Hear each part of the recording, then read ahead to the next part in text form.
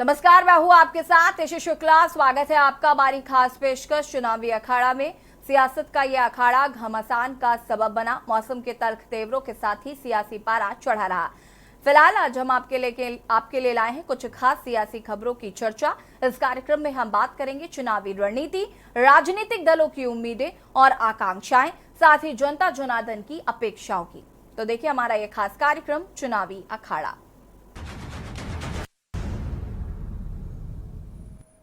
लोकसभा चुनाव में तीसरी बार मोदी सरकार का अनुमान सामने आया। बीजेपी की अगुवाई वाले एनडीए को प्रचंड बहुमत का अनुमान सामने आया। एग्जिट पोल में एनडीए को अधिकतम 400 इससे अधिक सीट मिलने का पूर्वानुमान किया गया है। जहां जीत की हैट्रिक सुनिश्चित होने के बाद अब पार्टी की सबसे बड़ी जीत किसकी होगी, इसको लेकर कयास लगाए जा रहे हैं। वह इंडिया गठबंधन एग्जिट पोल के नतीजों को खारिज कर रहा है। इसको लेकर घमासान मचा हुआ है। देखिए रिपोर्ट।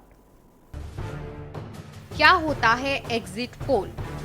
एग्जिट पोल एक तरह का चुनावी सर्वे होता है। मतदाता से उसके दलीय समर्थन का अनुमान लगाया जाता है। बूथों के पास अलग अलग सर्वे एजेंसी और न्यूज चैनल के लोग होते हैं। वो मतदाता से वोटिंग को लेकर सवाल पूछते हैं। हर विधानसभा के अलग अलग पोलिंग बूथ पर वोटर्स से सवाल पूछा जाता है। मतदान खत्म होने तक ऐसे सवाल बड़ी संख्या में आंकड़े एकत्र हो जाते हैं। इन आंकड़ों को जुटाकर और उनके उत्तर के हिसाब से अंदाजा लगाया जाता है। मैथमेटिकल मॉडल के आधार पर यह निकाला जाता है कि कौन सी पार्टी को कितनी सीटें मिल सकती हैं। इसका प्रसारण मतदान खत्म होने के बाद ही किया जाता है। लोकसभा चुनाव के नतीजे 4 जून को आएंगे, मगर एग्जिट पोल की माने तो एनडीए का अब की बार 400 पार का नारा सच हो सकता है। एग्जिट पोल के मुताबिक उत्तर प्रदेश के साथ बीजेपी को कई राज्यों में भारी बढ़त का अनुमान है। सर्वे के मुताबिक एक बार फिर भारतीय जनता पार्टी को प्रचंड बहुमत मिलती दिख रही है।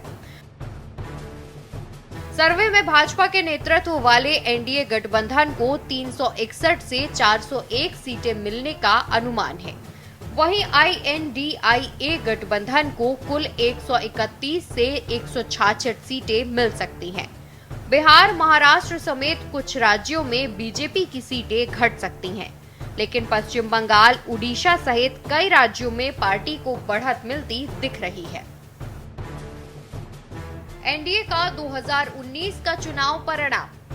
पिछले लोकसभा चुनाव में बीजेपी ने ऐतिहासिक प्रदर्शन किया था। बीजेपी ने 303 सीटों पर जीत हासिल की थी। एनडीए के हिस्से 353 सीटें आई थी। भाजपा कई राज्य जैसे दिल्ली, गुजरात, हिमाचल प्रदेश, राजस्थान, उत्तराखंड, त्रिपुरा की सभी सीटों पर जीत गई थी।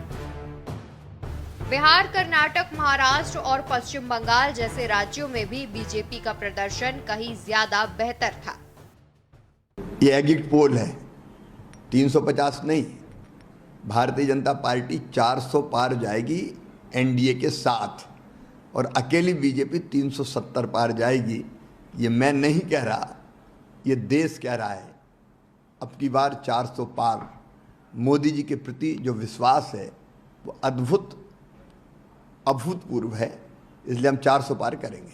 मेरा सीधे तौर पर मानना, मैंने जिंदगी में कभी भी और मेरी पार्टी ने भी एग्जिट पोल को कोई तवज्जो नहीं दी है। 15 देखिए, 20 देखिए, आपको उदाहरण मिल जाएगा। और कई जगह तो माफीनामा लिखना पड़ता है। अब ये एग्जिट पोल तो पीएमओ से आया है, कोई जोशी जी हैं जो तैयारी करते हैं। मैंने तेजस्वी जी का कैंपेन देखा है, मैं बिहार की बात कर रहा हूँ। उस कैंपेन में इस परिवर्तन पत्र ने हंगामा मचा दिया। रोजगार, महंगाई, महिलाओं का सबलीकरण। और मेरा अपना मानना है कि जो भी आप आंकड़े देख रहे हैं, इसमें व्यापक उलटफेर होगा 4 जून को, जब एग्जिट पोल नहीं होगा, एक्चुअल पोल के नतीजे आपके सामने होंगे। क्योंकि ऐसा अभूतपूर्व खूबसूरत कैंपेन मैंने नहीं देखा जो हमने बीते 2-2.5 महीनों में यहाँ देखा है। तो मैं तो अभी भी कीपिंग माई फिंगर्स क्रॉस्ड, मैं आपको यकीन दिलाता हूँ कि बिहार में हम 25 प्लस जीतेंगे मिनिमम। देखिए, ये एग्जिट पोल है और एग्जिट पोल जो लोग करते हैं उनके बारे में भी हमें और आपको पता है। हमें पूरी उम्मीद है कि 40 सीटें इंडिया गठबंधन की उत्तर प्रदेश से आ रही है। हमने वेस्टर्न यूपी से लेकर ईस्टर्न यूपी देखा है और आपने भी देखा है कि अखिलेश जी की सभाओं में लोग बेकाबू हो गए। इस कदर जोश और खरोश उनके अंदर था कि क्या वो जोश और खरोश देख के आपको नहीं अंदाज़ा था कि ये सीटें जीतने जा रही हैं? तो हमें इस पे यकीन नहीं है। ये जिस तरह से आप लोग दिखा रहे हैं, हमें लगता है कि इसके उल्टे नतीजे आने जा रहे हैं उत्तर प्रदेश के अंदर। इस सर्वे के मुताबिक अगर पार्टी के आधार पर आंकड़ों की बात करें तो एक सर्वे में बीजेपी को 322 से 340 सीटें मिलने का अनुमान है। एनडीए के दूसरे सहयोगी दलों को 39 से 61 सीटें मिल सकती हैं। वहीं वोट प्रतिशत को देखें तो बीजेपी को कुल 40% वोट हासिल हो सकती है, जबकि ज्यादातर सर्वे में एनडीए को कुल मिलाकर 47% वोट मिलने के आसार हैं। वहीं कांग्रेस 60 से 76 सीटें ला सकती है। एक एग्जिट पोल की माने तो INDIA गठबंधन में शामिल दूसरे दलों को कुल 71 से 90 सीटें मिलने का अनुमान है। कांग्रेस का वोट शेयर 21% हो सकता है। वहीं INDIA गठबंधन को कुल 39% वोट मिलने की संभावना है। 1 जून को मतदान खत्म होने के बाद उत्तर प्रदेश समेत दूसरे राज्यों की सीटों के एग्जिट पोल्स सामने आ गए, जिसके मुताबिक उत्तर प्रदेश में भाजपा को 2019 के मुकाबले बढ़त देखने को मिल रही है। उत्तर प्रदेश के 11 एग्जिट पोल्स में से अधिकांश पोल्स में एनडीए को प्रदेश की 80 सीटों में से 65 से ज्यादा सीटें मिलने के संकेत है। वहीं INDIA गठबंधन को 14 से ज्यादा सीटें मिलती नहीं दिख रही हैं। वहीं अगर एक चैनल के एग्जिट पोल को छोड़ दे तो बहुजन समाज पार्टी के खाते में एक भी सीट न जाने के संकेत है।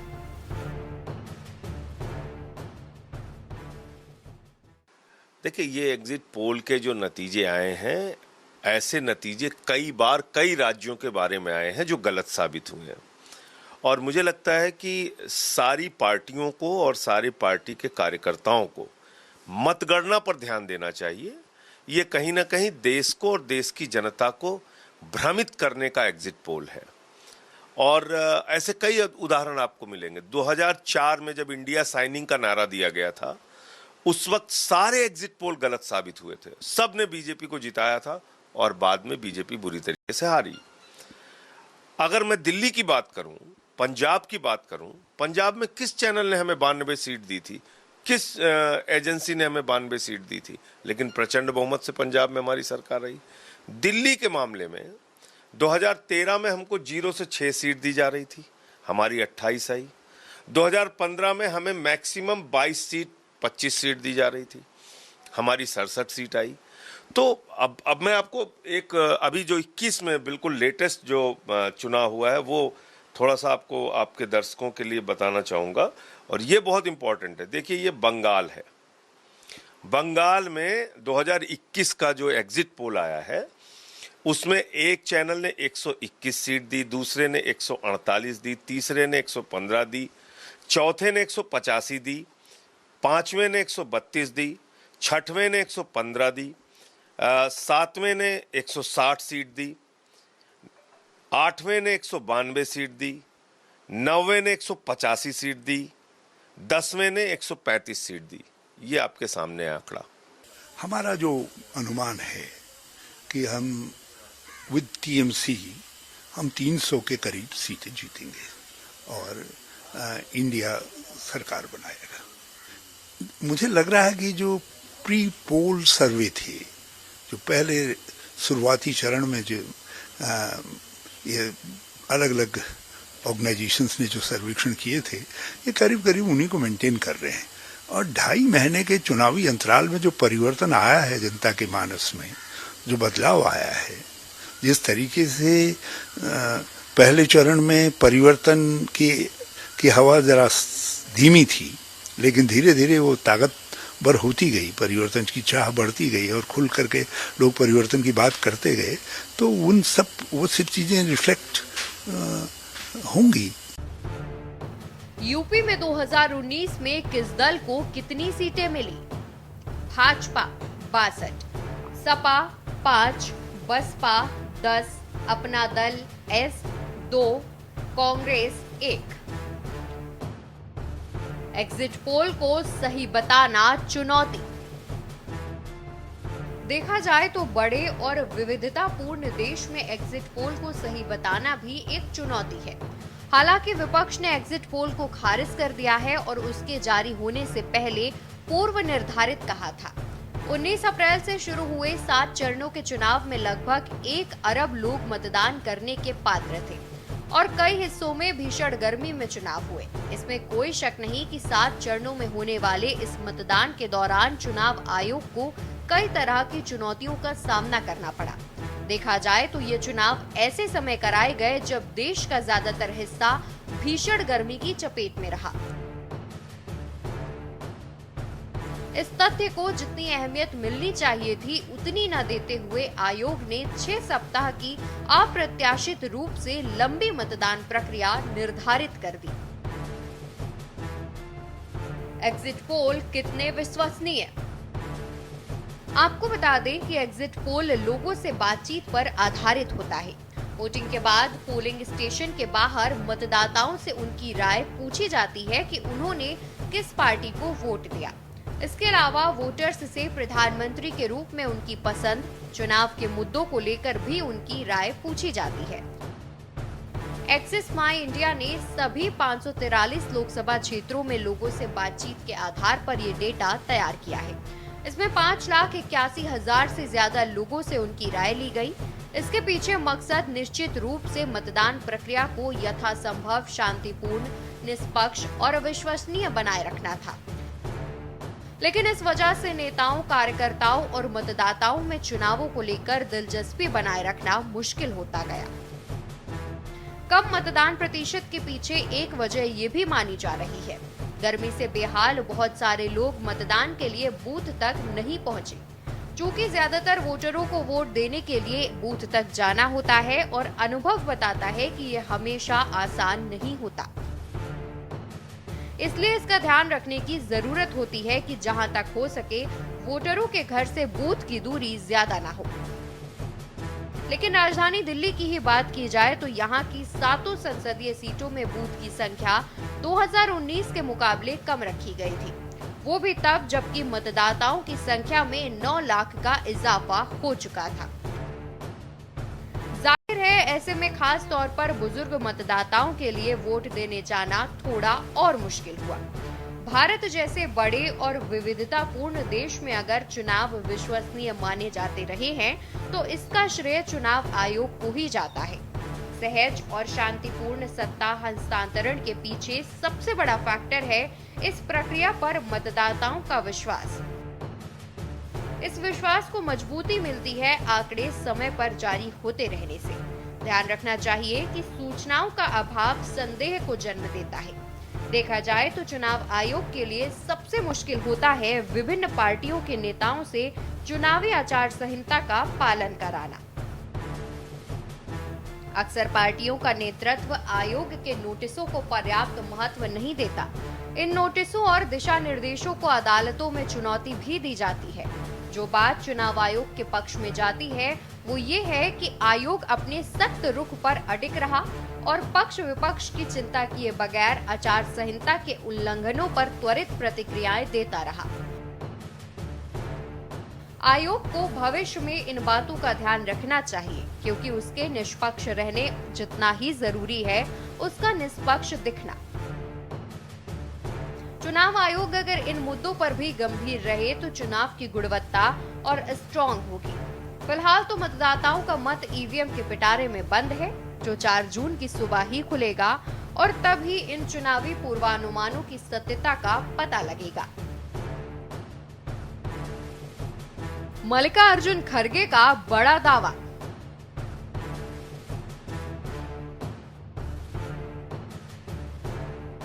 एग्जिट पोल से पहले 1 जून को इंडिया गठबंधन में शामिल राजनीतिक दलों की बैठक हुई।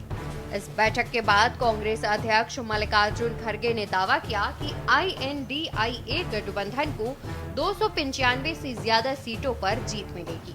उन्होंने ये भी कहा कि यह जनता का सर्वे है। खड़गे ने यह भी दावा किया कि इस आंकड़े में कोई बदलाव नहीं होगा। वहीं बीजेपी अध्यक्ष JP नड्डा ने कहा कि उन्हें पूरा भरोसा है कि वोटर्स 370 सीटों से ज्यादा के साथ बीजेपी को जिताएंगे। उन्होंने दावा किया कि प्रधानमंत्री नरेंद्र मोदी के नेतृत्व में NDA 400 पार सीटें लाएगी। जो आज बीजेपी और उनके साथी लोग खास करके एग्जिट पोल पे बहुत वो लोग चर्चा करेंगे और इसीलिए लोगों में कंफ्यूजन नहीं होना और वो जो नैरेटिव देने की कोशिश कर रहे हैं उसको हमने सच्चाई इस देश के लोगों को बताना चाहते हैं। इंडिया गठबंधन कम से कम 295 सीटें प्लस 295 से ज़्यादा आएंगे, कम तो नहीं आएंगे। ये हमने आकलन किया कि सभी हमारे नेताओं से पूछने के बाद ये एक आंकड़ा हमारे पास मिला है और इस आंकड़े में कोई बदलाव नहीं है। ये एक जनता की सर्वे है, हमारा सर्वे नहीं है।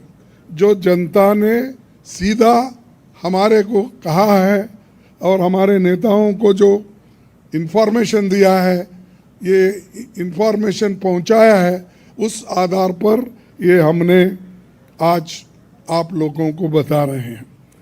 सरकारी सर्वे तो होते हैं क्योंकि उनके पास बहुत से आंकड़े बनाने का, बिगाड़ने का ये पहले से भी है और उनके चंद जो मीडिया के दोस्त हैं उसको हाई फाई करके वो भी लोग बताते हैं। इसीलिए हम आपको सत्य बताना, रियलिटी बताना, जनता का क्या मन है, जनता जो कहती है वो हम आपके सामने रख रहे हैं। किन मुद्दों पर पार्टियों ने लड़ा चुनाव? कांग्रेस ने अप्रैल में जारी अपने चुनावी घोषणा पत्र में सामाजिक और आर्थिक न्याय का वादा किया था। इस घोषणा पत्र को न्याय पत्र का नाम दिया गया। पार्टी ने किसानों के लिए न्यूनतम समर्थन मूल्य की गारंटी के लिए कानून बनाने की बात कही है। इसके अलावा सामाजिक, आर्थिक और जातिगत सर्वे कराने का वादा किया गया है। कांग्रेस ने केंद्र सरकार में 30 लाख वैकेंसी को भरने की बात कही है। सेना में अग्निवीर योजना को खत्म करने और पुरानी भर्ती प्रक्रिया को दोबारा लाने का वादा किया गया। मनरेगा के लिए न्यूनतम मजदूरी बढ़ाकर 400 रुपए करने, हर गरीब परिवार को बिना शर्त सालाना 1 लाख रुपए देने की घोषणा की गई। वहीं बीजेपी ने संकल्प पत्र के नाम से अपना मैनिफेस्टो जारी किया था। पार्टी ने समान नागरिक संहिता, वन नेशन वन इलेक्शन जैसे बड़े वादे किए। वहीं अगले 5 साल तक मुफ्त राशन जारी रखने का वादा भी किया गया। रोजगार के मसले पर पार्टी ने बिना कोई डेटा इंफ्रास्ट्रक्चर दिए investment, manufacturing, high value services, startup और टूरिज्म और खेल जैसे क्षेत्रों में लाखों रोजगार का वादा किया। पिछले 2 चुनावों का क्या रहा हाल? साल 2014 में कांग्रेस के नेतृत्व वाली यूपीए सरकार 10 साल बाद सत्ता से बाहर हुई थी। भारतीय जनता पार्टी ने बहुमत के साथ 282 सीटों पर जीत दर्ज की थी। वहीं एनडीए को कुल 336 सीटें मिली थी। नरेंद्र मोदी पहली बार देश के प्रधानमंत्री बने थे। वाराणसी से चुनाव लड़कर नरेंद्र मोदी ने अरविंद केजरीवाल को 3,71,000 वोटों से हराया था। कांग्रेस को भारी नुकसान हुआ और उसकी 162 सीटें घट गई थी। चुनाव में पार्टी को सिर्फ 44 सीटें मिली थी। कांग्रेस के सहयोगी दलों को भी बुरी तरह हार का सामना करना पड़ा था। कांग्रेस की सीटों को मिलाकर यूपीए के हिस्से सिर्फ 59 सीटें ही आई थी। स्पेशल डेस्क, के न्यूज इंडिया। रुकेंगे एक छोटे से ब्रेक के लिए, जल्द हाजिर होते हैं। ब्रेक के बाद एक बार फिर से आप सभी का स्वागत है। लोकसभा चुनाव के नतीजे 4 जून को आएंगे। इससे पहले एग्जिट पोल सामने आने के बाद लोगों की जिज्ञासा शांत हो गई है। दरअसल एग्जिट पोल नतीजों का सटीक पूर्वानुमान लगाने की कोशिश होती है। एग्जिट पोल वोटिंग के फौरन बाद वोटरों के बीच किया गया सर्वे है। एग्जिट पोल क्या है, आइए इस रिपोर्ट के जरिए जानते हैं। ये मेरी उंगली है, देखो वोट डाला है। लोकसभा चुनाव के नतीजे 4 जून को आएंगे। इससे पहले एग्जिट पोल को लेकर लोगों में काफी उत्साह है। एग्जिट पोल नतीजों का सटीक पूर्वानुमान लगाने की कोशिश होती है। अलग अलग एग्जिट पोल ने हर राजनीतिक दल या गुट के लिए अलग अलग सीटों का पूर्वानुमान लगाया है। एग्जिट पोल वोटिंग के फौरन बाद वोटरों के बीच किया गया सर्वे है। वोटरों से जानने की कोशिश की जाती है कि उन्होंने किस उम्मीदवार का समर्थन किया। सर्वे का मकसद ये अनुमान लगाना है कि कौन सी पार्टी आगे है। ये सर्वे ज्यादातर निजी एजेंसियां करती हैं। When the voter comes out of the polling station, he or she is asked several questions regarding their political preference, political choice, and also about their voting. This data is collected, and then based on that data, estimates are made about which political party is likely to get how many votes and which political party is likely to win how many seats. Exit poll की बुनियाद 2 मुख्य सोच होती है। पहला कि voter की याददाश्त ताजा है और दूसरा कि पोलिंग बूथ से बाहर निकलने के तुरंत बाद पूछने पर उनके सही बोलने की संभावना सबसे ज्यादा होती है। सर्वे या तो ऑनलाइन होते हैं या निजी तौर पर किए जाते हैं। सर्वे के लिए अलग अलग एजेंसियां अलग अलग सैंपल साइज और तरीकों का इस्तेमाल करती हैं। हाल के सालों में सैंपल साइज बड़ा किया गया है। इससे सैंपल में ज्यादा वोटरों की नुमाइंदगी होती है। भारत जैसे विशाल देश में सटीक अनुमान लगाने के लिए ये जरूरी है। Not every voter is asked the question. A sample of some voter, like in a polling station, if suppose there are 1,000 voters, so normally the target is ask say every 10th voter or ask every 12th voter. So you get a sample of 50, 60 or 100 voter at different polling station. So the data is collected from a sample of voters, and based on that, an extrapolation is done about their political opinion. लोक प्रतिनिधित्व अधिनियम 1951 की धारा 126A के तहत चुनाव आयोग का निर्देश है कि वोटिंग के दौरान एग्जिट पोल के आंकड़े किसी भी रूप या तरीके से सामने नहीं लाए जा सकते। आंकड़ों पर रोक पहले दिन वोटिंग शुरू होने के साथ लग जाती है। अंतिम दौर का चुनाव खत्म होने के 30 मिनट बाद तक आंकड़ों पर रोक लगी रहती है। इस नियम का मकसद एग्जिट पोल के जरिए वोटरों पर असर डालने से रोकना है। फिलहाल खास पेशकश में इतना ही। देखते रहिए के न्यूज़ नमस्कार।